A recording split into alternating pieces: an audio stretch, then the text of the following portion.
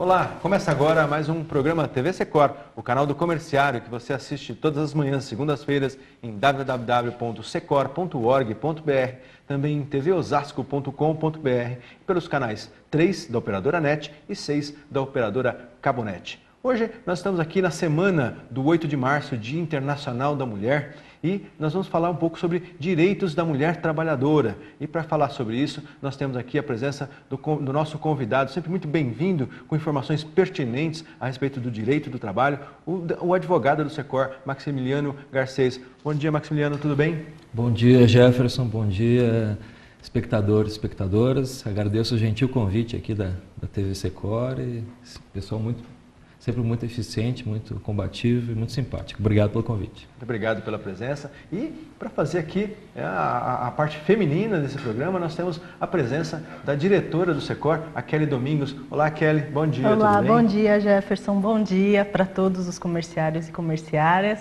E é um prazer estar aqui mais uma vez. Nessa semana tão bacana que a gente lembra aí o Dia Internacional de Luta da Mulher, né? Então importante para a mulher trabalhadora. O Kelly, mas a gente tem que lembrar isso mesmo, né? O Dia Internacional da Mulher é um dia de luta, não é um dia para se elogiar a beleza feminina, né? As qualidades, é um dia para lembrar das guerreiras batalhadoras que às vezes com a vida defenderam seus direitos e uma condição melhor de trabalho, né, Kelly? Sim, infelizmente agora as mulheres e até os homens também estão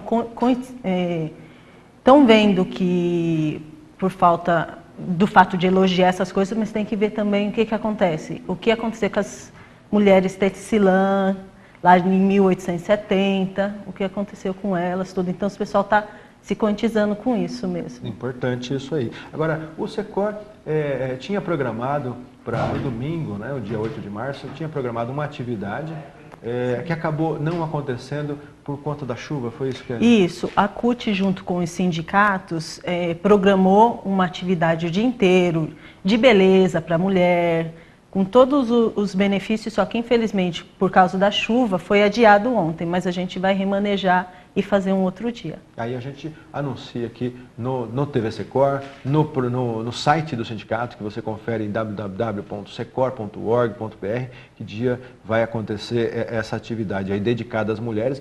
E provavelmente vai acontecer aí durante o mês de março, que vai ser um mês dedicado à luta feminina e às questões da mulher. Mas vamos aproveitar aqui a presença do Dr. Max para falar a respeito aí dos direitos da mulher trabalhadora. Mulher trabalhadora que ainda não goza de igualdade no respeito aos direitos no trabalho, né, doutor? Infelizmente é verdade, Jefferson, é verdade, Kelly. E o Brasil ainda está muito atrasado em relação à igualdade de direitos da mulher trabalhadora. Houve um avanço significativo nos últimos 12 anos, mas a gente tem uma jornada ainda muito grande para fazer. De 500 anos de sociedade patriarcal e machista, a gente precisa arregaçar as mãos e enfrentar esse problema, né? Um companheiro do meu escritório, Paulo Yamamoto, fez uma pesquisa interessante aqui para me subsidiar e ele me citou uma frase do Engels, que é o colega do Marx, dizendo que o grau de emancipação da mulher na sociedade serve como um barômetro para saber o grau de emancipação da classe trabalhadora. Então a gente vê pelo machismo e pela injustiça que sofre a mulher no trabalho no Brasil, que a gente tem que fazer um trabalho ainda muito árduo para avançar. O reflexo mais evidente disso é a diferença salarial, no final das contas, né? Hoje a mulher ainda ganha menos do que o homem na mesma função. Agora, existem outros problemas na comparação com os homens aí. A questão do respeito às condições pessoais, individuais da mulher, os horários de intervalo, tudo isso ainda compõe um quadro que precisa ser modificado. Sem dúvida, Jefferson, sem dúvida. A mulher sofre discriminação na seleção, durante o dia a dia no trabalho, nas promoções, na hora das despedidas, assédio moral, assédio sexual, toda uma gama de problemas sérios que a gente encontra no Brasil e que a gente tem que enfrentar de uma maneira mais aguerrida. Me preocupa muito ainda a situação da mulher no ambiente de trabalho no Brasil.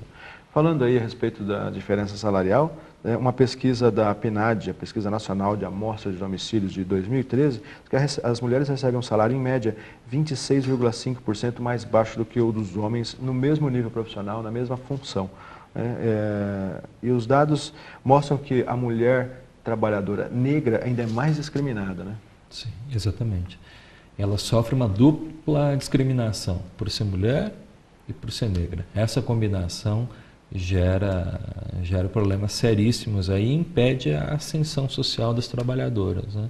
Já houve pesquisas mostrando que quando há aquela seleção com foto, que é proibido, né, por lei, mas quando há seleção por foto, as candidatas negras são muito menos chamadas para entrevistas do que as brancas, mesmo tendo a mesma escolaridade.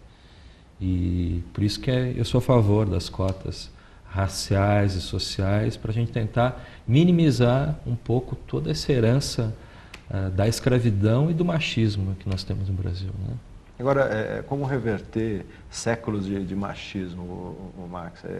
Com orientação, formação adequada na escola, no currículo escolar, porque tem que levar essa mentalidade, mudar essa mentalidade, não sei, das famílias, em todos os aspectos, né? Eu acho que tem que investir na educação, na conscientização e na punição. Eu acho que a gente não vai conseguir avançar muito rápido se a gente não tiver punições rígidas, estritas, contra os homens que perpetram discriminação, contra as empresas que discriminam ou que permitam que alguém discrimine. Eu acho que o efeito pedagógico é importante, por isso que eu acho que a Justiça do Trabalho, a própria polícia, todo o Estado tem que enfrentar isso de uma maneira radical, porque o problema é muito sério, o Brasil ainda está muito atrasado em relação a isso, né? Veja o nosso parlamento, nós temos 9% de deputadas, é uma vergonha isso no padrão internacional, e eu acho que tem que ser com punição. Bom, nós temos um deputado que inclusive falou que não estuprava a outra deputada porque ela não merecia, né? Quando você tiver esse pensamento no parlamento, né, de pensar, só o pensar a violência contra a mulher, nós estamos no mau caminho mesmo, né? Sim. Esse deputado é uma pessoa repugnante, né? Nem merece que diga o nome dele, mas ele já merecia ser cassado há muito tempo. E agora, no final do ano, ele defendeu que o empregador pode sim pagar um salário menor para a mulher porque ela fica grávida, e esse sujeito é uma aberração. E é sintomático que ele não tenha sido cassado ainda. O que ele fez com a deputada Maria do Rosário, que é uma mulher combativa, corajosa, esse exemplo que você citou aí é vergonhoso. Inclusive, a CUT já apresentou uma vez um pedido até de cassação do mandato dele, né? Pois é. Por falar nas questões legais, aí, o que é proibido, o que não pode, o senhor mencionou aí a mulher grávida. Como é que funciona o direito da gestante no trabalho? Antes de entrar, durante? Como é que funciona o direito da gestante, doutor? Toda trabalhadora tem direito à estabilidade no emprego, né, de 5 meses após o parto, e da licença maternidade de 120 dias, independente dela saber que está grávida ou não, durante o trabalho. Então, o empregador não pode legalmente dizer, não, mas eu não sabia e a trabalhadora não sabia. Não interessa. Se ela está grávida durante o contrato de trabalho, se ela foi demitida e estava grávida 2 dias antes da demissão e nem sabia disso, não importa. Ela tem direito à estabilidade, que o interesse não é só dela. O objetivo da estabilidade é defender a trabalhadora e também defender o nascituro e a criança. Isso é o interesse da sociedade, inclusive, proteger a infância, né? E tem uma série de estudos que mostram que a criança que tem um ambiente seguro, uma mãe com a licença maternidade e também sem sofrer o desemprego, vai ter uma vida mais saudável em termos físicos e psíquicos. Então é o interesse da sociedade de proteger a gestante no ambiente de trabalho. Então não tem aquela desculpa de, eu contratei, mas ela já estava grávida quando eu contratei. Não interessa. Não. Tem que respeitar o direito da gestante. Exatamente. E o empregador não pode, inclusive, é um tipo penal, exigir qualquer tipo de atestado que não está grávida, ou inclusive perguntar na entrevista se está grávida ou não. Isso é uma questão que diz respeito somente à mulher, né? Ela comunica ao empregador quando estiver sabendo, para poder ter o direito à estabilidade, ir ao médico, mas é uma questão íntima da trabalhadora e não importa se o empregador sabia ou não sabia. Estava grávida durante o período do trabalho, mesmo que ficou grávida um dia antes, no dia que foi despedida, não importa. Ela tem o direito. Muitos empregadores reclamam dessa situação, dizendo, poxa, mas é injusto, não pode. Não é isso, a questão é proteger a criança e está na lei por conta disso. Tem que manter, tem que dar estabilidade, ela tem direito de estabilidade. O custo é mínimo para o empregador e é fundamental para a sociedade. Quanto que vale para uma sociedade ter uma infância protegida? Isso interessa até o próprio empregador. Você quer uma força de trabalho de pessoas que ficaram desguarnecidas, que têm problemas psicológicos sérios por ficar abandonados na infância? Não, você quer. Os empregadores reclamam que querem uma força de trabalho produtiva, competente, capaz. Então, para isso, precisa proteger todo o ciclo, desde o nascimento da criança. Acho que é um custo muito pequeno para o empregador e um interesse enorme para a sociedade toda e para a trabalhadora também. Pois é, uma vez que a trabalhadora está gestante no local de trabalho, ela tem direito aos exames médicos, além da estabilidade, tem a questão dos exames. Se precisar, pode mudar ela de setor para diminuir, por exemplo, o trabalhador que trabalha com pesos, com algumas atividades que requerem esforço? Pode, exatamente. A legislação, Jefferson, obriga a empresa a acomodar a trabalhadora numa função que não cause nenhum tipo de prejuízo a ela e ao bebê. Então, por exemplo, a trabalhadora que está exposta à periculosidade, né, que pode comprometer seriamente a gravidez, ela tem direito de ficar excluída, por exemplo, nesse período, do contato com agente químico, ou submetida à insalubridade, ou que vai carregar peso, né? Daí tem que ser seguido à risca a determinação médica. O empregador tem a obrigação de fazer essa acomodação durante o período que for necessário. Inclusive afastamento, requerer o auxílio doença se ela tiver uma gravidez de alto risco, tudo isso ela tem direito de requerer. Exatamente, tem direito de requerer, né? E o empregador precisa seguir a determinação do médico, da trabalhadora e do INSS. E, de novo, porque isso interessa, ao fim e ao cabo, também ao empregador, de ter uma força de trabalho aí bem cuidada e para qualquer sociedade digna, né? No afastamento, quem arca com o salário da gestante, uma vez que ela tenha o bebê, é o governo? Exatamente. O governo arca com 120 dias. Né? O empregador paga a trabalhadora e depois abate do INSS. Então, esse valor de 120 dias é pago pelo Estado, por toda a sociedade. Através do INSS. Exatamente. E poderia ser 180 dias, se as empresas fossem mais conscientes, né?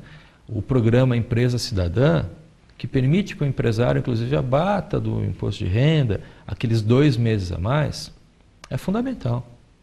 Porque vários estudos apontam que quanto mais tempo a criança fica com contato com a mãe, aumenta a expectativa de vida da criança, aumenta a qualidade de vida, ela ganha peso, ela se desenvolve melhor, né?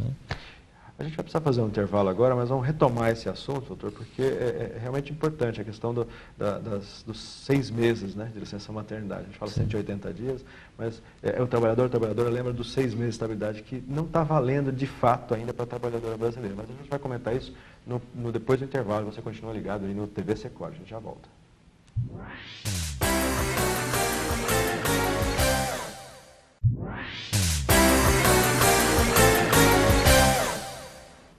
Estamos de volta com o programa TV Secor e hoje nós falamos sobre direito da mulher trabalhadora com o advogado do Secor, Maximiliano Garcês. Presente aqui conosco também a Kelly Domingos, diretora do Secor. E nós terminamos o primeiro bloco falando a respeito do direito da trabalhadora gestante. E o Dr. Max falava, eu vou retomar um assunto que a gente falou um pouquinho antes a respeito do direito, né, da estabilidade da trabalhadora. Quando tem afastamento, um contrato por tempo determinado, ainda assim tem que ser respeitada a estabilidade, né, doutor? Exatamente, Jefferson. Até alguns anos atrás, o TST considerava que não haveria essa estabilidade, né? No contrato por prazo determinado, que é muito comum aí na área do comércio, no contrato por experiência. Felizmente, o TST evoluiu muito nessa posição e hoje considera que há o direito à estabilidade, à licença maternidade, independente do tipo de contrato. Então, Contrato de experiência, 90 dias, a trabalhadora ficou grávida nesse período, tem direito à estabilidade, tem direito à licença maternidade. Contrato por prazo determinado, a mesma coisa, tem direito, isso não tem nenhum tipo de discussão na jurisprudência, já é pacífico, né? E isso é de interesse de toda a sociedade, ganha todo mundo. Inclusive ganha o empregador que tem consciência, que sabe que deixar uma mãe ao relento com uma criança, com a mãe desempregada, vai prejudicar todo mundo, inclusive os empregadores. Então é um custo mínimo para a empresa e um benefício gigantesco para qualquer sociedade que queira se dizer digna e democrática. E voltando então ao assunto que nós terminamos o primeiro bloco conversando, a licença maternidade. Existe a possibilidade no Brasil das empresas concederem 6 meses de licença maternidade, aí, 2 a mais, 2 além do que está previsto na CLT, que são 4 meses. Por que as empresas não aderiram a isso ainda? Olha, o Estado já faz isso, né? A maior parte dos servidores públicos, estaduais, municipais, federais já tem os 6 meses, né? As empresas precisam tomar iniciativa disso. Eu acho importante que os sindicatos se mobilizem, pressionem as empresas, porque quem paga é o próprio Estado no abatimento do imposto de renda.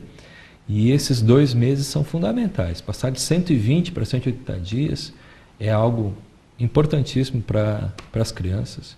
E eu espero que em breve o Brasil avance e amplie a licença maternidade de 4 meses para 6 meses para todo mundo. Acho que isso é um passo importante que a gente vai acabar tomando mais cedo ou mais tarde. Espero que mais cedo do que tarde. Pois é, isso inclusive faz parte, historicamente, né, da pauta de reivindicações do SECOR e de várias outras categorias. Agora, o que a gente não consegue entender é por que não veio na forma de uma lei obrigando, de fato, todas as empresas a fazerem e foi feita essa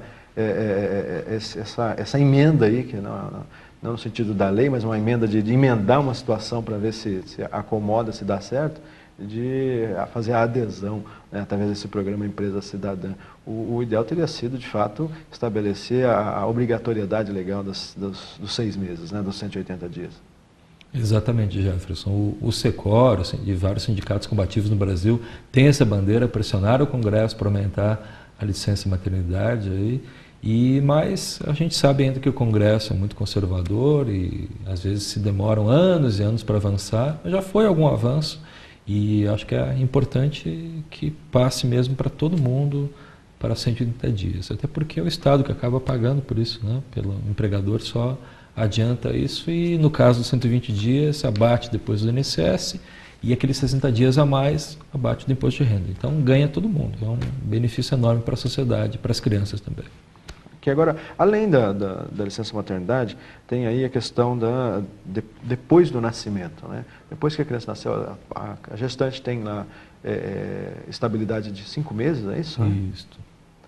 E além da estabilidade, tem algumas características desse trabalho após o nascimento que o empregador tem que respeitar. A gestante tem direito a períodos para amamentação? Como é que é isso? Exatamente, ela tem direito, Jefferson e espectadoras, tem direito a 2 períodos aí para amamentação por 30 minutos, né? Pode ser expandido caso necessidade médica e recomendação médica.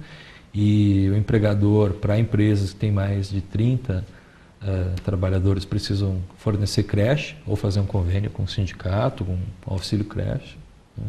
E precisam respeitar a condição da mãe trabalhadora, né? Que tem uma série de necessidades importantes aí. E no período de licença maternidade não é o descanso da mãe. A gente sabe que cuidar de um recém-nascido é um trabalho tão difícil ou até mais difícil do que um trabalho remunerado aí que as pessoas fazem no dia a dia. Agora, Kelly, acho que a recomendação para gestante, para nova mamãe, que não tiver essa condição da creche na empresa, o auxílio creche, procurar o sindicato, denunciar essa condição para o sindicato para poder a entidade agir e tentar corrigir essa situação. Sim, né? Até fazer um acordo para estar dando esse auxílio creche para as sócias, sim. Ok. Agora, de qualquer forma, a mulher tem que ficar muito atenta aos seus direitos, né, doutor? Procurar sempre o sindicato, procurar denunciar as situações em que ela se sentir lesada, humilhada ou passada para trás, ainda mais numa condição tão especial que é de gestante ou de mamãe recente, né? Exatamente, a trabalhadora precisa defender seus direitos, precisa contar com a sua entidade sindical para isso, né? Denunciar no sindicato, denunciar no Ministério do Trabalho, se houver algum tipo de desrespeito pelo superior, denunciar a direção da empresa e exigir seus direitos. A gente sabe que os direitos aí só viram realidade no dia a dia com a luta dos trabalhadores e trabalhadoras. E o Brasil, além de ser muito machista, nós temos uma classe patronal ainda que é uma parte dela ainda muito retrógrada, né? Ainda tem um pouquinho da herança escravocrata, então precisa de muita luta para tornar os direitos que estão no papel uma realidade. E por falar dessa condição machista, né, do Brasil e das empresas, acho que além do direito da gestante, da mamãe nova, é importante falar também de outro aspecto que afeta bastante a trabalhadora, sobretudo no comércio, claro que em todas as categorias, mas no comércio isso é muito forte, que é o assédio sexual, né? Uma versão do assédio moral, uma versão mais agressiva do assédio, que é o assédio sexual, que ainda é é comum nas empresas, né? Mas é muito pouco denunciado, né, doutor? Isso é uma realidade triste no Brasil ainda, né? Como o assédio moral e o assédio sexual é quase permitido em muitas empresas, que criam um ambiente propício a isso, que não punem os trabalhadores que assediam as trabalhadoras subordinadas, né? Que não tem uma política de prevenção. Né? O assédio sexual ele tem uma característica específica, que é aquela coisa de usar a hierarquia. Né? Como é que identifica-se um assédio sexual? O que a lei diz, o assédio sexual é cometido por alguém usando o poder que ele tem hierárquico superior. Esse poder não precisa ser exatamente de ser chefe de alguém, mas se você tem um poder maior dentro da empresa e aquele poder lhe garante aí um espaço maior para cometer esse tipo de barbaridade, você tem que ser punido. Agora, existe também, que não é o assédio sexual típico do Código Penal, mas é o assédio entre pessoas que estão no mesmo nível hierárquico. Né? Aquelas cantadas indesejadas. Isso que a gente vê no dia a dia com uma tolerância que eu acho inadmissível no Brasil. Essa permissividade que a gente permite que isso aconteça, que a mulher se submeta a isso.